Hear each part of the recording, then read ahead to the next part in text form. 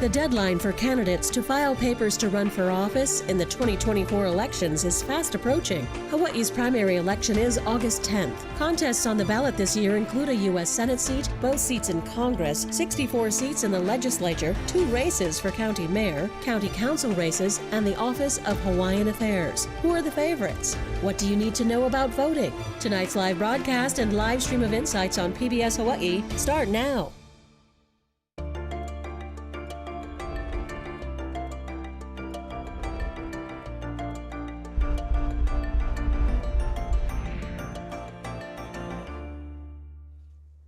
Aloha and welcome to Insights on PBS Hawaii. I'm Daryl Huff. The political signs popping up all over the state is the clearest signal that election season is once again upon us. June 4th is the deadline for political hopefuls to file papers to run for office in Hawaii. That means by next week, the fields will be set for our primary elections happening on August 10th. So what are the critical races this year and what do you need to know about the voting process? We look forward to your participation in tonight's show. You can email or call in your questions, and you'll find a live stream of this program at pbshawaii.org and the PBS Hawaii YouTube page. Now to our guests. Colin Moore is a public policy analyst and the director of the Matsunaga Institute for Peace, as well as an associate professor with UHERO, the University of Hawaii Economic Research Organization. He received his PhD from the Department of Government at Harvard University. Scott Nago is the Chief Elections Officer for the State of Hawaii Office of Elections. He has over 25 years of elections experience. He received his degree in political science from the University of Hawaii at Manoa and was appointed to his current role in 2010.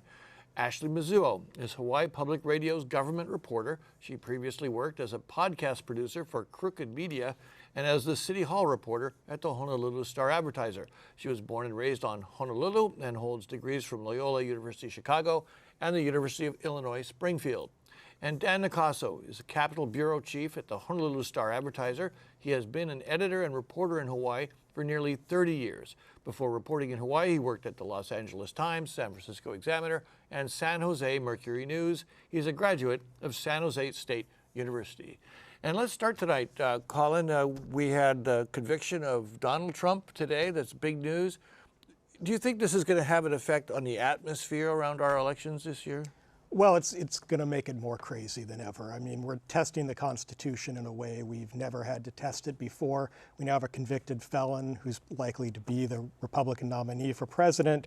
And so it's going to be wild. I mean, that's about all I can say. Now, was this conviction, is it really going to be a game changer? Probably not. We're so polarized. People are so dug in. From some of the polling I've seen, it looks like about 6% of Trump voters are willing to reconsider their vote. But most of those are probably not going to switch to Joe Biden, maybe only about 1%. So I don't think you're going to see a lot of movement in the polls. You know, Dan Nakaso from the Star-Advertiser, you know, around the country, they're talking about exactly that. The margin of voters might move one way or another. And I know we're not talking about the primary election in Hawaii, but what do you get a sense of what's going to be in Hawaii? Is it going to be a factor at all? I think so. In the first Biden versus Trump election, that people heeded the call that candidate Trump was making about ignore the mail-in ballots, don't vote early, show up in person, monitor the voting process. And sure enough, all across Hawaii that year, there were long lines going past the scheduled 7 p.m. closure, and we went longer than the night, as Scott knows, and that affected our ability to tell voters who was winning and all the other down ballot races as well. It affected the process of the elections to a certain extent. Ashley, have you been looking for reaction to this Trump thing today? What have you been hearing from people? Yeah, we spoke with the governor today, and you know, he talked about how he saw the verdict, and we're going into election season, so it'll be a factor, and people will be, you know, paying attention to it. I think one of the things that I found really interesting so far about the presidential election within locally is during the caucuses for both parties, Hawaii's Democratic caucus actually had one of the most uncommitted votes in the country, which I thought was really interesting. Oh, that's the resistance to Biden because of Palestine. Yeah. And only about 1,500 residents casted ballots in the Democratic caucus this year. And in comparison, in 2016, you know, 33,000 Democrats had voted in that caucus. So it's kind of seeing the participation. And when you look on the Republican side, 97% of Republicans voted for Trump in the Republican caucus. Granted, there's actually kind of a competition there between the Republican nominees, but yeah. Scott Nago, so the main thing Republicans are saying, and that Trump was saying, setting up this verdict, was you can't trust the jury system out here in Manhattan. The jurors are biased, the judge is biased, the prosecutor's out to get me. Biden is playing a role. So it brings, stark attention to our institutions. Is it something that you feel as an elections officer that you're kind of on the spotlight when it comes to this kind of suspicion? Yeah, we noticed after the 2020 election that what's going on the mainland is starting to happen here with that same kind of rhetoric, the same thing. We never noticed it prior to 2020, but after the 2020 election, it's unfortunate that what's happening on the mainland is actually happening here too. And then are you confident that you're going to be able to make those people feel confident that this election is fair and trustworthy? I don't know if we can make them feel that way, but we're just going to do our job to make sure that for the vast majority of voters that the election is secure and they can have trust in the election. Let me call and circle back. So let's start a benchmark. We'll measure it now and see how much it changes over the next few months, because there's other trials coming up. I heard from people today, and I would ask them, well, gee, yeah, you're complaining about the Manhattan district attorney and this Manhattan jury, but what about these other cases that are coming down the line? How do you see things developing as we get closer to the general election? Well, it's not clear to me that there's going to be a verdict in any of those cases before the election. And what I think is probably likely to happen is that even those voters who are today maybe questioning their commitment to Donald Trump, I think they're going to come back to him. I don't think you're going to see that much movement, even if there is a little more action in some of those other cases. I mean, we've seen that in past Trump scandals. We saw that after the first time he was indicted. These are very committed voters, and at the end of the day, I think voters are mainly voting on the economy. Last question for Colin, though. Where do we stand in terms of how many people are going to vote, have been voting Republican in this state versus Democrat? Do you see any chance of a change in that dynamic? I don't. I do think that the Republicans are a little more active than they've been in the past year, although the party is very divided between traditional mainstream sort of Linda Lingle Republicans and folks who are much more devoted to President Trump and really are MAGA Republicans. But there's not going to be a big shakeup. Look, this is still one of the most democratic states, if not the most democratic state in the nation. I don't see a lot of people changing their voter registration. There's no chance, vanishingly close to zero, that President Biden won't win Hawaii. And let me ask Dan and Ashley, in terms of the Republican Party, do you see in the filings and in what you're looking at across all of the races, are you seeing a lot more Republicans? Are you seeing a lot of action on the Republicans? Do you see Republicans having a chance of making inroads? Well, certainly the party is being very active in trying to encourage new candidates among Republicans, in particular for nonpartisan council races, including Mayor Mitch Roth on the Big Island nonpartisan race, to get involved at that level rather than taking on a Democratic incumbent. I think following the Trump verdicts and the ongoing trials, it'll be a test of a narrative we hear as journalists throughout Hawaii that, yes, we do vote overwhelmingly Democratic, but there's a narrative among the party, or many in the party, that Hawaii is really a conservative state and people vote Democrat just out of convenience. They really are closet conservatives. And I think this year might be a test of if that's really turns out to be the case or not. Well, Ashley, what do you think about that? I was going to piggyback off of what you said with when you look at the nonpartisan races here, I feel like the breakdown comes a little bit more 50-50 or a little bit more even when you're looking at conservatives or more conservative candidates versus, more liberal. Let me ask you, how do you define that? When you look at a candidate, how can you well, tell? Some of it comes down to they held previous office that was partisan. For example, when you look at the Honolulu City Council,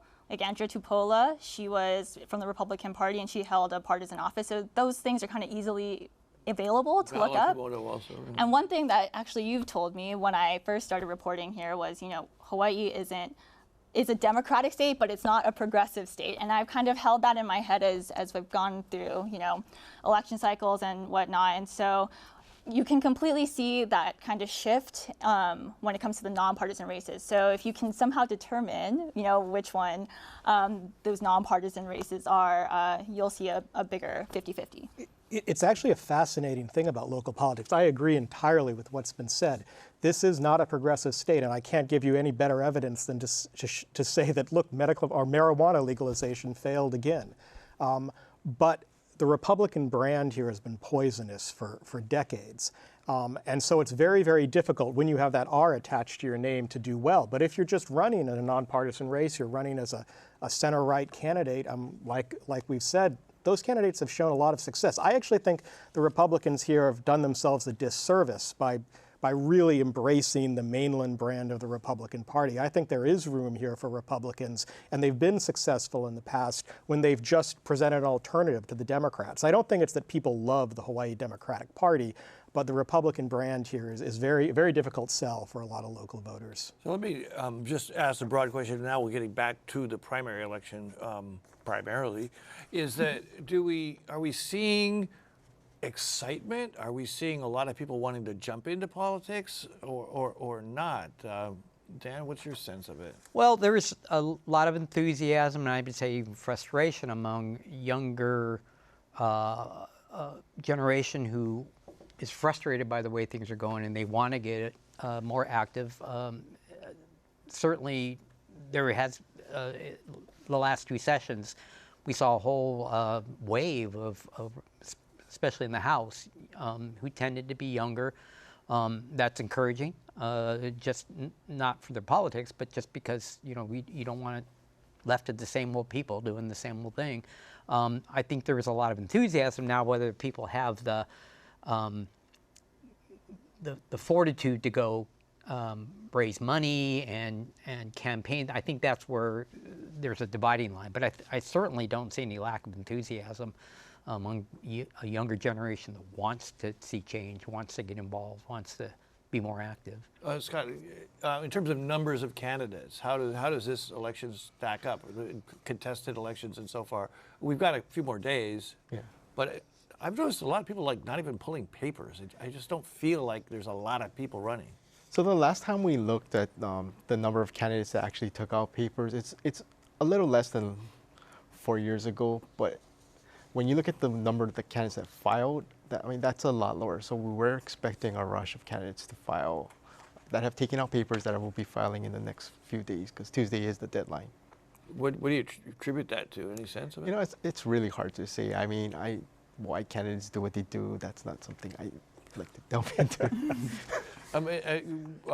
Caller Ashley, what's your sense of how much action there is this primary election?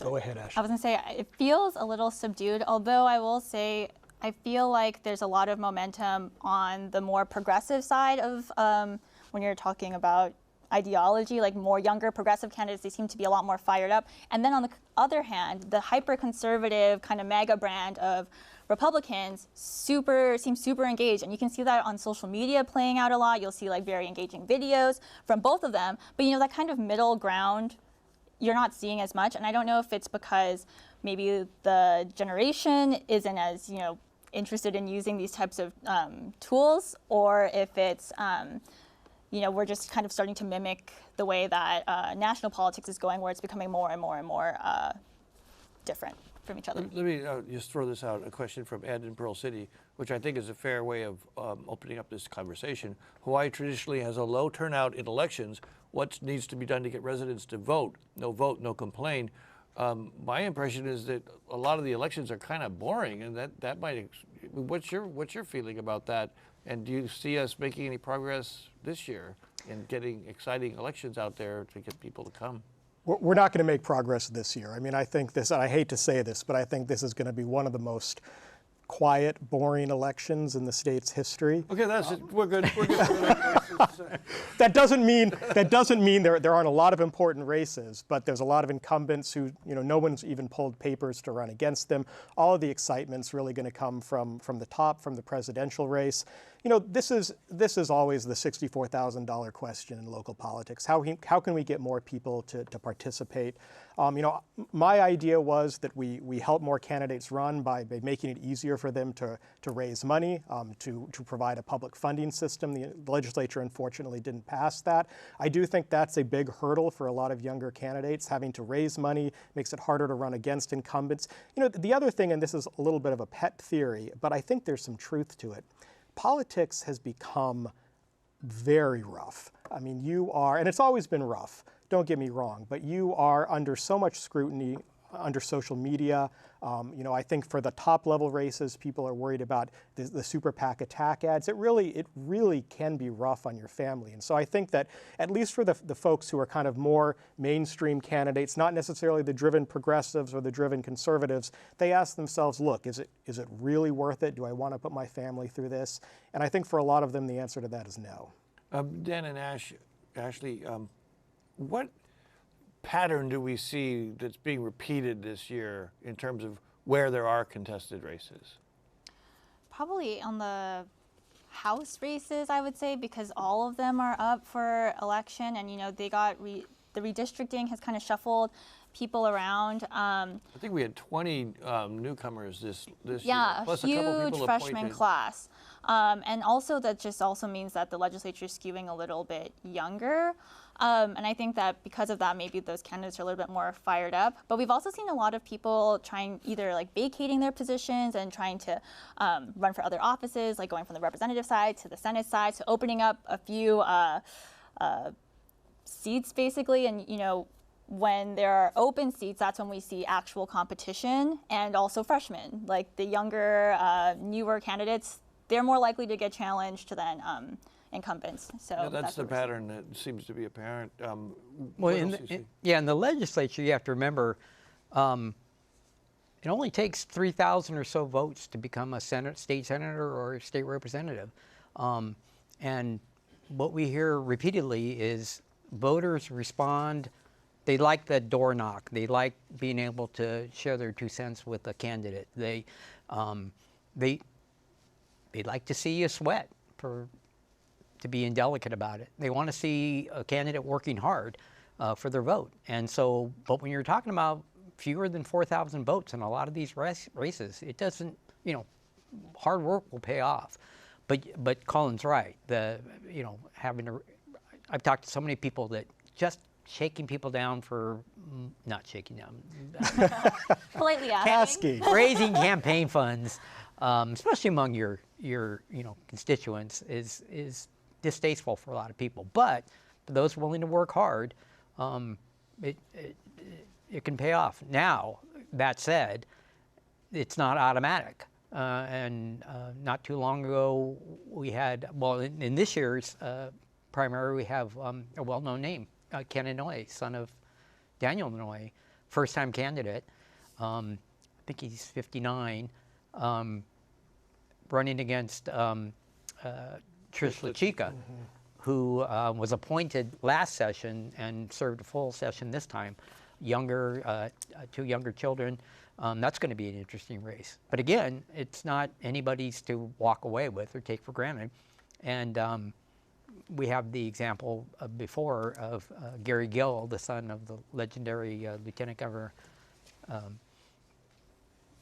Tom Gill, yeah. Yeah, he worked that district hard, but it was redistricted, so things kind of changed a little bit. But yeah, Gary didn't win a House seat. Let me, I did get a question for Scott Nago from Abe and IAEA. This is about other parties, which we should probably talk about, give them a little bit of space. He says 8 parties were certified to field candidates to Hawaii this year. Green Party, Solidarity Party, Republican Party, Democratic Party, Libertarian Party, Party for Socialism and Liberation, We the People Party, and No Labels Party, plus nonpartisan. I didn't know there was that many. Have candidates from each of those parties actually filed to run? Are we going to see a more active, because our ballot for the primary is going to have almost all of these parties on it. Yeah. So how's it going with new parties, third parties this year? So it's important to know that Hawaii does run single-party primary elections where voters will see all the party ballots, but they can only vote in one political preference, plus the nonpartisan votes and the council races. But It's all on the same It's- couple of pages, so it gets all- a little confusing sometimes. it's broken down. So you'll see all the candidates for all the parties. As far as filing goes, you're not seeing a whole lot of filing for those other parties as you are for Democratic and Republican, but there are a few. How do they get certified? So they have to get signatures of registered voters prior to the election, prior to February. And once they do that, then they file their rules and their officers, and then they become a party. You know, we promised not to get into the general election too much, but since we were talking about the presidential election, a question from Mike in Pearl City. Can you speculate if you think Robert F. Kennedy Jr. will have a significant impact on either Biden or Trump in Hawaii? Colin, what do you think? I mean, in Hawaii, the answer to that is definitely no. I mean, this is such an overwhelmingly Democratic state. I do think that he could possibly play a role in some of the swing states, places like Wisconsin or Michigan, where it's so close between Biden and Trump. But not in Hawaii. We're just too overwhelmingly Democratic. Another question. Anybody else want to jump in on Robert F. Kennedy Jr.? Did he come here? He did. Yes. Okay, yeah. that's what I thought I remember. I think I was on that vacation. there are people who are fired up about him, though, for sure. And the people who are supporting him, they're very vocal about it. Like, I see cars with his logo on it and whatnot. Maybe they're just really old cars with. Oh, maybe. That'd have to be a pretty old car. Those stickers look pretty new. So, yeah, so I think in that way maybe it can. And also I could see it also playing into kind of like the apathy of things. People feeling like, oh, this candidate that they care about a lot has no chance, and us here sitting there saying he has no chance, or it's not going to affect our election could possibly also, I think, play a factor into kind of sowing that cynicism that their vote doesn't matter and that they shouldn't participate, which is not true. So, You know, you made a point about social media, and I think of the four of us, you're probably the most plugged in, not to make stereotypes, but but what are you, I mean, what is, how much campaigning is going on social media that you're seeing, and is it really evolving in Hawaii into something that is, as Colin was describing, even more vicious and sort of sneaky, and what's the tone of it? yeah, I feel like I've seen a lot of misinformation on like several different accounts that are followed by a lot of people. But also, I do think that it can be used in good and bad ways. It can be used in good ways in that it's really easy to show your personality on there and curate kind of like an image for yourself. So I could see how it could be really useful for candidates to kind of make that connection kind of in an influencer-y way.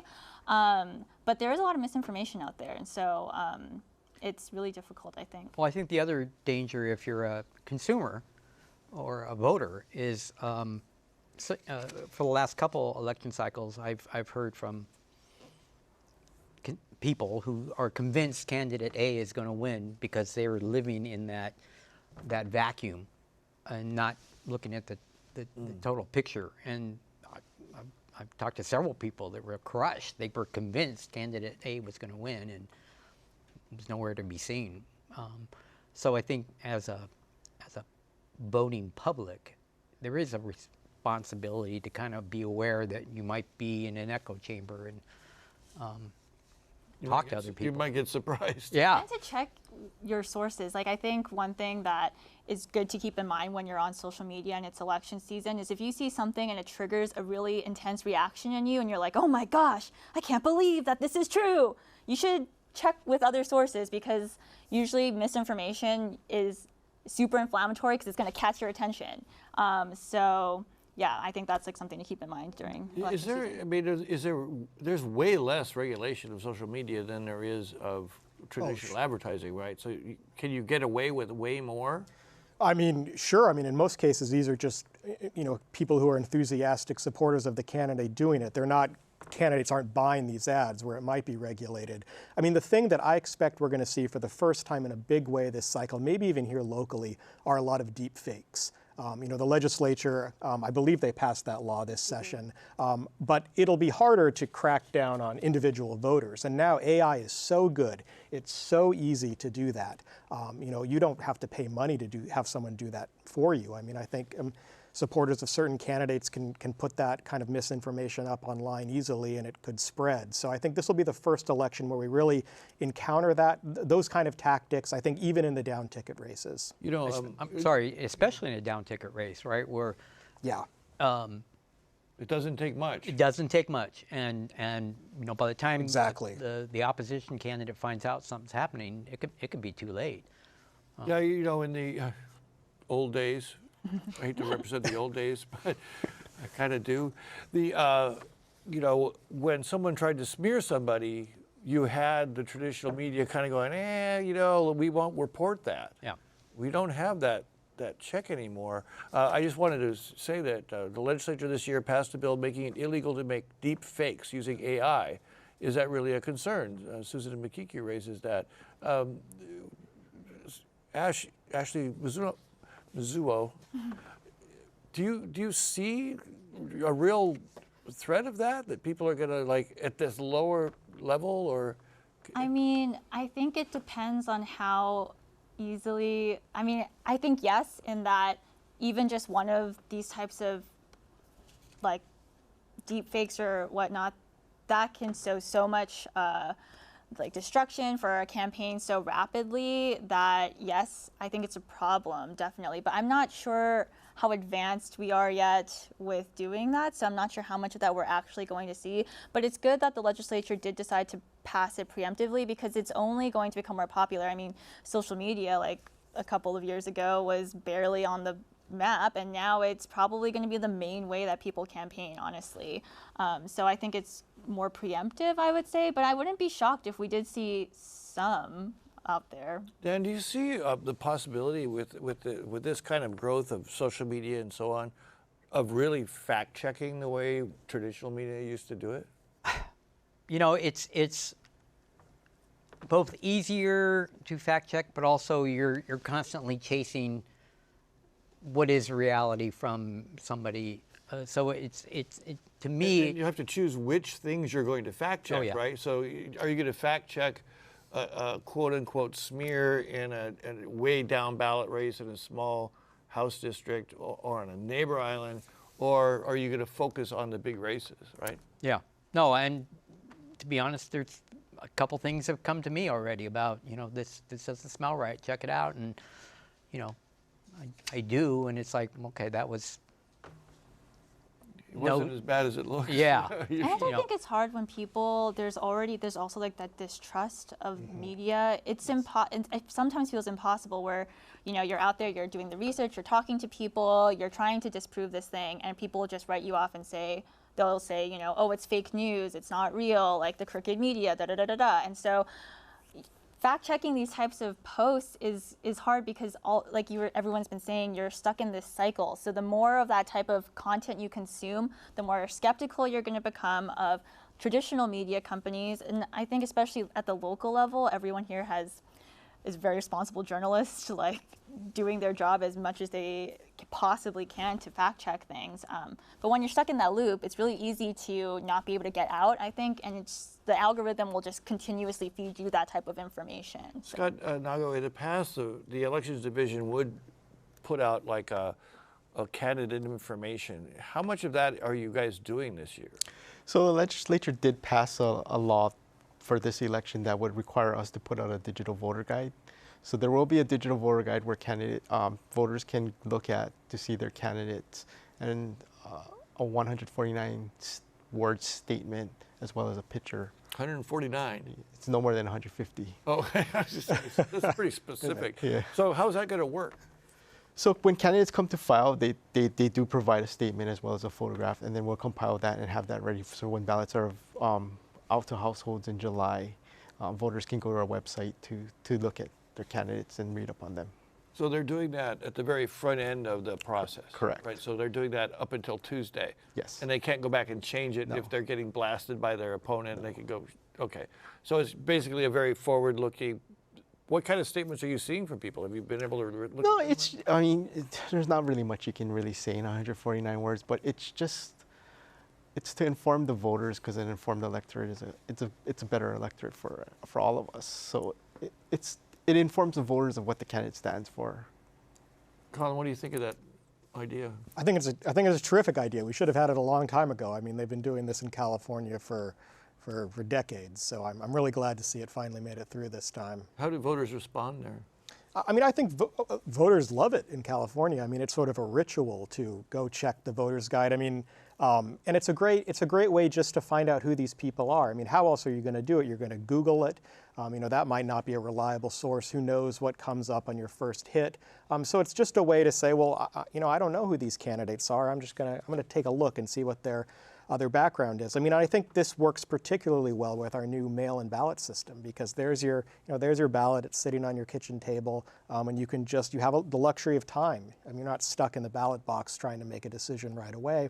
And I think I think voters really appreciate it. I think a lot of voters will use this. I'm getting kind of a lot of questions about the process, about mail-in voting and so on, and I want to do that. I'm going to hold on to that for a minute, because we really haven't done any handicapping or any, take a look at the major races. And I did get, a question from Mika in Pearl City. Is there a key race to watch? There were some close ranges in the legislature a couple years ago. Will that happen this year in any of the races? Talking about the primary election now primarily, anybody want to throw out what's the most exciting thing and what's the most surprising, maybe not exciting thing? Dan? Well, for me, covering the state capitol, it's House Speaker Scott Saiki once again being challenged by Kim Koko Iwamoto for the district covers Ala Moana and Kaka'ako.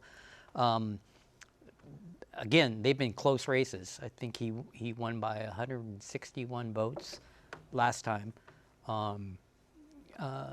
Kim Koko Iwamoto works the district hard. Been around a while, and that not only has the potential to defeat an incumbent, but if he should lose, now the House leadership becomes a jump ball. So it has big ramifications. And again, in a district that a little over 3,600 votes, I think Scott Saiki won by, and they were separated by 161. So for people that follow state politics, that's going to be an interesting one to watch. As I mentioned, I'm very curious about the name power of Ken Inouye versus Trish LaChica. Let me talk a little bit more about the Iwamoto and Saiki race, Ashley Mizuo. That's an area where a lot of people are moving in. So it's kind of an area in flux. That's Kaka'ako, all these high-risers are being built. I mean, probably the voter base there has changed. Yeah, I think there's that, and I think there's a lot of uncertainty around condo insurance and affordability on condos, and I think that's going to play a big role in it, and I think that's why we see Speaker Saiki out there talking about condo insurance. Today we were both at a press conference today about condo insurance, and I feel like they're both really trying to show that they're there to represent condo owners, and so I really think that's gonna be a huge leveler in that race. That's also always been sort of a bellwether for the progressive versus the traditional politicians. Yeah, Colin. That's right. I mean, this is one of we don't have a lot of races like this where you have a clear ideological divide between a well-financed progressive challenger and a more mainstream Democrat. But I think it goes to show that there is an appetite for that progressive challenge on the left. I mean, if you have someone like Kim Koko Iwamoto, who's a strong campaigner, and I think we'll see some other young progressives who are getting into the race too. Is she primarily self-financed though? Because she comes from a very wealthy family. I believe so. Yes. The other interesting thing about that district, you're right. There are a lot of young people moving in. You also have a lot of people that own second homes that don't vote, but they're taking up a lot of that space. At the same time, you have a fair number of seniors living on fixed incomes to whom the economy is a real issue. Rising rent's an issue and whatnot. And even though they're in affordable homes, everything, all the prices are increasing. So you've got the pressure of young folks that want whatever their issues are, and then more kind of grassroots cost of living constituents too. You know, and it's harder to campaign in that district. You it's can't- hard. It's very hard to campaign in that district. So it takes money, right? Yeah. And it takes flyers, it takes Mailers, yeah. mailers.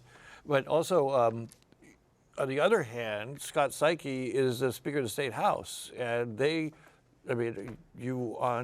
have complimented the legislature on their work. I have. this year. So I think the incumbents have a lot to run on this time. And you're going to hear, I'm sure, the Speaker talk a lot about the big tax cut. I mean, that was really the central bill that went through. This is an enormous tax cut. I mean, it's going to take Hawaii from one of the highest income tax states in the nation to a relatively low one.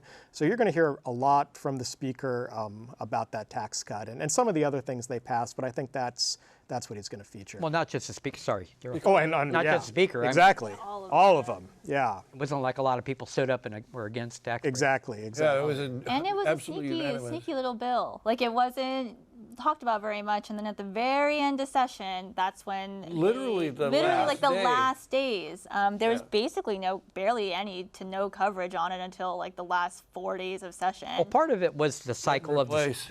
of the session, right? They went from sorry, they went Sorry. from starting the session with how much money can we give to Maui, and then the economy kept changing. All of a sudden, it's like, no, we can put more money into the rainy day fund. We can, and then this historic tax break came down. So, but I think to Colin's point, I don't think Speaker Saiki's going to be the only one campaigning on. Look what the One person is very important who gets elected is the governor, right? Because he appointed a bunch of them. Yeah. And then so he gets the cred of appointing them, and then he gets the credit that they move to the Senate. He appoints one of them there, so he's cultivating this relationships. Today, I found it interesting at this press conference that Ashley and I were both at, and were you there? I was not there. You're not. You're at so many of them. But these are relatively minor bills, but the governor made a big deal about it and made sure that Scott Saiki was there to be on TV. Do you think that, Ashley, from what you saw, did you get the feeling like there was a little bit of back patting and self-promotion going on? I could see that. It seems very like pomp and circumstance. But I think that that's also just kind of Governor Green's style. He's always been very, very talkative, super media oriented, likes PowerPoint presentations. And I think it's also kind of us adjusting as well from the Ige administration, which was a lot more subdued and he didn't talk as much, to Governor Green, who's extremely lively. And so I think part of it is it's definitely election year, so they're trotting out all the bills and they're trying to drum up a lot of excitement around them. But I think it's also his personality as well. Well, and I think viewers, I don't know if they may have missed it. There is no governor's race this year. Yeah. And so Governor Green is in a position to shore up. To help others. Yeah. And why wouldn't he want to? The legislature gave the governor most of what he wanted. I mean, the GAP plan was a big part of the governor's state of the state for the last 2 years. I mean, they offered tax cuts that even went beyond, I think, what the governor asked for. Housing, I mean, the bill that's going to allow the 2 ADUs, some of these other housing bills that went through the ledge, that was all part of Governor Green's package or versions of it. And so there wasn't that much conflict between the governors. So I think he probably wants Speaker Saiki to stay. Let me, I'll throw out, again, here's a question, about what are the big ticket. You would think that the mayor's race, there's 2 mayor's races, you would think that there would be some interest. What do we think about the lack of interest in the mayor's race in Honolulu?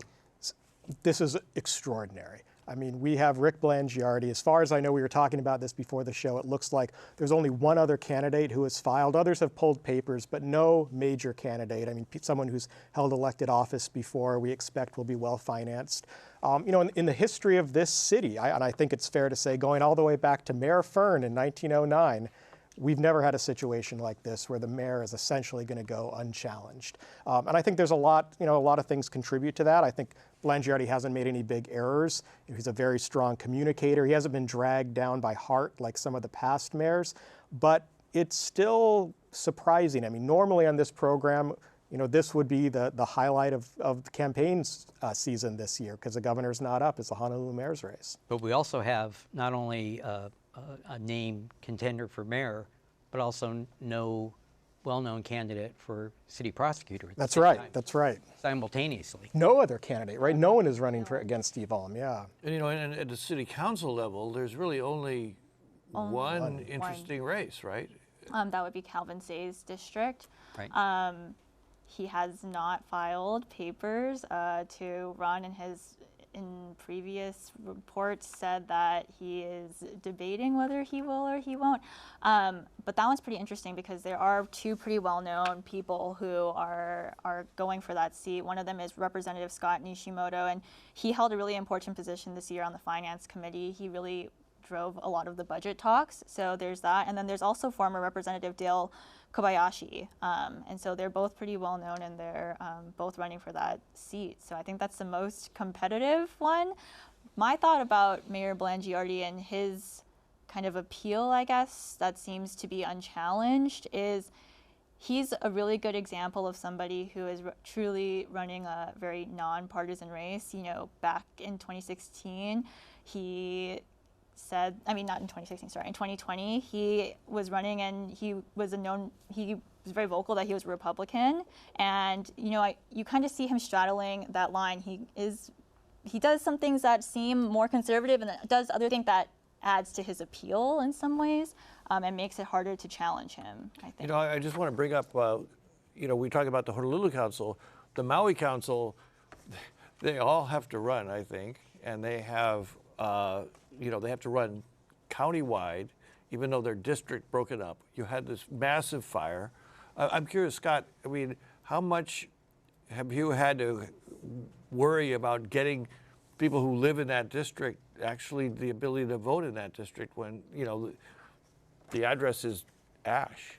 Yeah, so fortunately, we are a vote by mail state. So we did do campaigns, we're running ads that said to update your voter, your mailing address so that your ballot can still come to you. So you're still registered in Lahaina, it's just your ballot will go to a different mailing address so you can still vote. So, but you're registered at the same address you had before, even if that address is technically not Correct, active. so you're temporarily away from your residence, but you can still vote there. Did that take a special law, or is that just the way? That's just the way the residency laws are set up. Because we've had other times where people were displaced. Yes.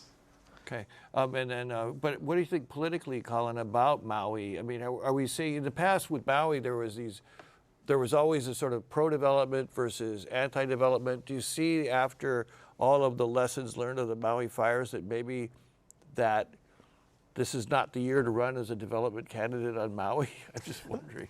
I would suspect so, but I think we're going to have to wait a little bit until the campaigns really get going to see how this shakes up. There are some interesting races. One that I'm following is House Finance Chair Kyle Yamashita actually has a primary challenge from Zachary Thielen, not a candidate I know well, but he's Did he file? I'm not sure if he filed or not. He certainly pulled papers. He's an orthopedic surgeon, and I think that anyone who's a physician who would be able to raise resources, I mean, is probably a candidate worth watching. What I had heard was that was a shot across the bow. Oh, maybe so. Because Kyle Yamashita was resisting the excise tax exemption for independent providers, which was a very active lobby this year. Quickly, let's go over some issues. What issues do you think are going to affect voters this year, folks? I mean, we talked about marijuana being, recreational marijuana being rejected. We talk about taxes actually being passed. This is a question from someone at Ko'olau asking, did any candidates truly vote to stop big tourism, or vote to diversify the economy and grow higher paying jobs?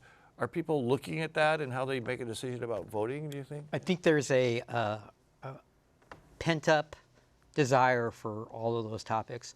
The legislature passed on the visitor impact fee. They pushed it to the next session.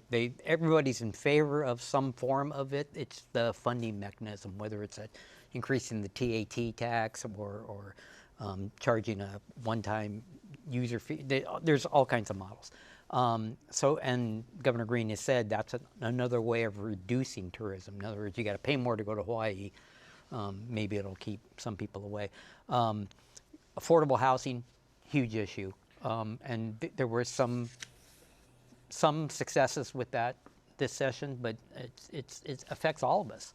And it's not, nothing's fast, right? Go ahead, Ashley. I was going to say, I think we also have to mention when we're looking at tourism, they really went after short-term rentals this session, and it's seeing semi-successful. I mean, you see Maui already taking steps to get rid of their short-term rentals, and so I think that was kind of a way that the legislature was saying, you know, we're trying to cut back on tourism and add to the affordable housing inventory.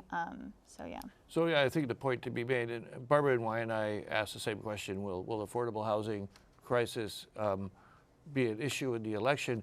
Again, this is part of the product that they can point to. They have something to point to, and the brochures will be full of it. And everyone's for affordable housing. I mean, find me a candidate who says we don't need more affordable housing. So I don't think, you know, you're going to have a hard time differentiating the candidates based on that. Okay, I want to go through election processes. I have literally like. We can take a break. No. You guys got- you guys have covered them. You guys have seen it. So I want your participation. A specific question about West Maui this year, given the disaster last year. What are they? Kipo and Napili asking. What happened in West Maui that? The fire, maybe? Well, no, it was. Oh, okay.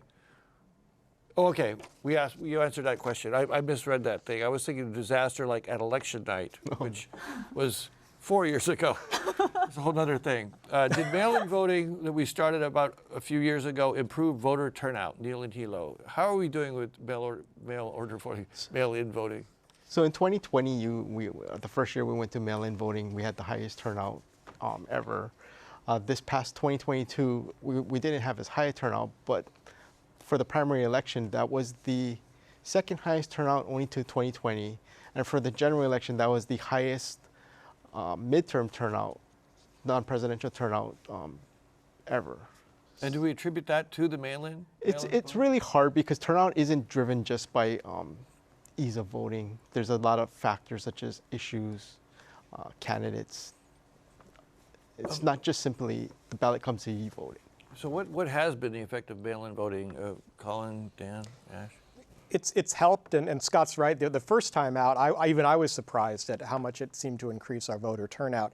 It settled down a little bit, which is what most of the studies show. I mean, mail-in voting helps. It increases turnout a few percentage points, but it's not a silver bullet. So I don't think we're going to see a huge change in voter turnout. I mean, it'll be up because it's a presidential year. In 2020, it was 51.2%. You know, I expect we're probably going to be maybe a little bit lower because we don't have a competitive mayoral race. But with the president on the ticket, you know, it's still going to be reasonably robust.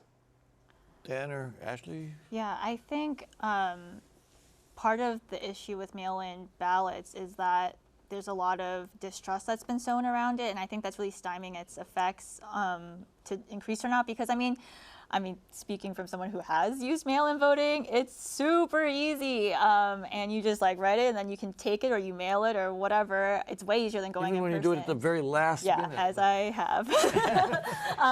But it's way easier than going to the polls. You don't have to take off from work. So in theory, it should help people vote. But I think there's been some distrust woven around it from, the MAGA side of things, the Trump side of things, and so I think that's kind of stalling its progress here. Well, we're going to have a show next week, and I'll promote this in a little bit about specifically how all this is going to be handled, so we don't have to go too far into it today. But I am an older voter. I'm not talking about myself. Emily and Haleiwa, I'm an older voter. When I used to go to a polling place to vote and I made a mistake, I could get a new ballot and start over. I don't have that option with mail-in voting. Can I still vote in person?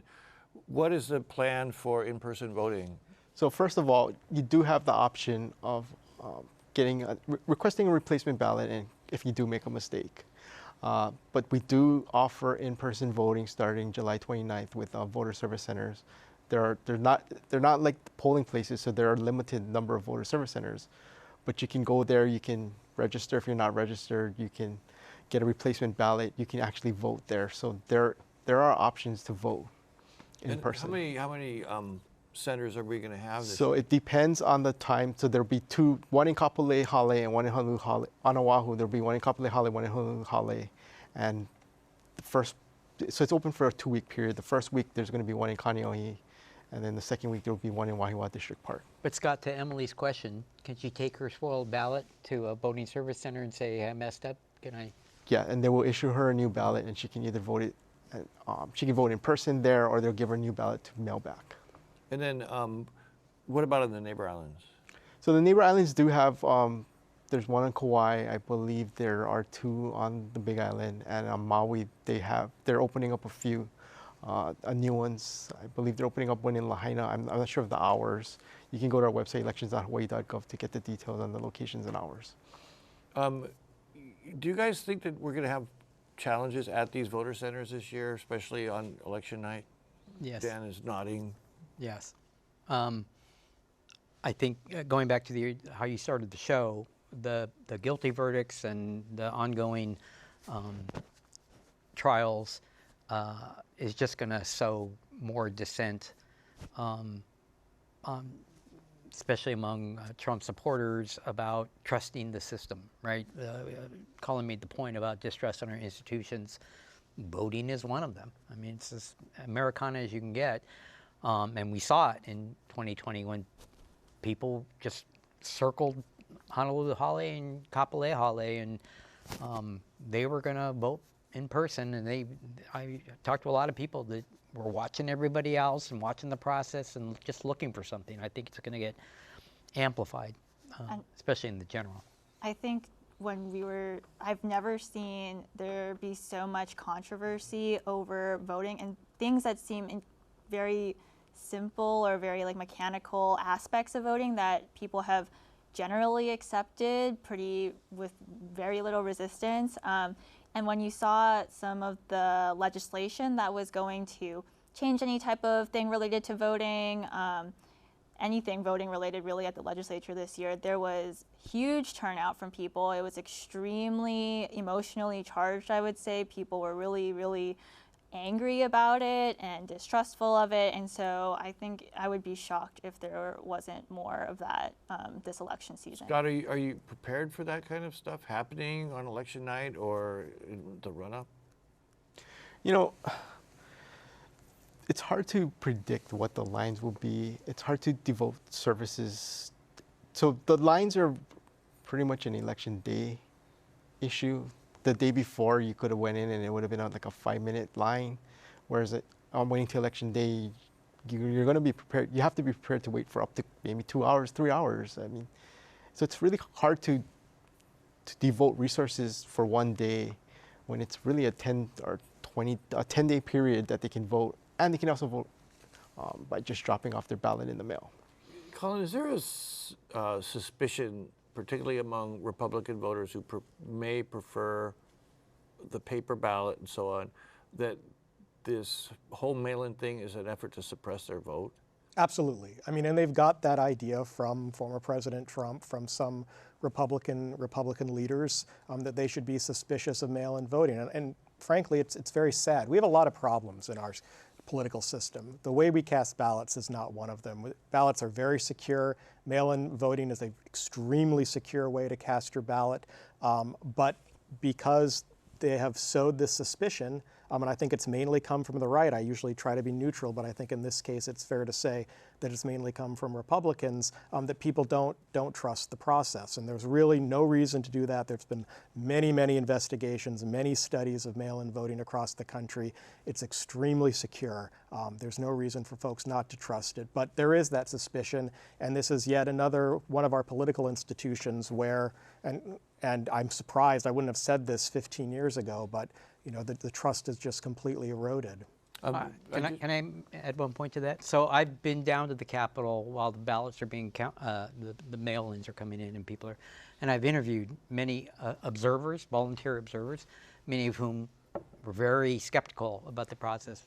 To a person, they all said, you know, there's redundancies, you got eyeballs on everything, and I was pleasantly surprised. Yeah. No. And trust me, if I somebody, haven't seen the Republican Party actively give out that information, even though they have Republican observers in. That's why you got to read the Honolulu Star every time. Yeah, we got to find some credible sources of information. I could endorse one particular organization, but I won't.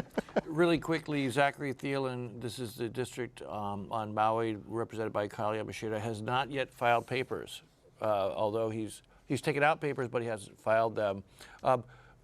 1 minute, Colin. Big Island mayor's race. That's the other big mayor's race. Are we seeing a lot of excitement? I don't think we're seeing a lot of excitement. I mean, I think that there's certainly challengers to There's Mitch a lot of Roth. people. There's a lot of people running for that race. I mean, Kimo Alameda is well known on the Big Island. And Big Island races are tough to predict. It's really door to door. I mean, the fun part about it. Yeah, exactly. Mayor Kim, barely used to, campaign. I mean, he didn't spend a lot of money, so. I'm running out of time, but I just want to remind everybody that on primary election night, you can actually name a winner if they get 51% in these That's county right. races. So it's not like we're going to have a primary and then we're going to have a runoff. I mean, it could be all over on that night. Anyway, guys, thanks very much. We've run out of time pretty much. And I want to thank our viewers for joining us tonight. And we thank our guests, political analyst Colin Moore, Ashley Mizuo from Hawaii Public Radio, Chief Elections Officer Scott Nago, and Dan Nicaso from the Honolulu Star-Advertiser. Once again, this year, some are questioning, as we have discussed already, the integrity of national and local elections. Next week on Insights, a look at how county and state elections officers in Hawaii will manage the voting and count the ballots. And you can hear from them how credible these elections will be handled. Please join us then. I'm Daryl Huff for Insights on PBS Hawaii. Aloha.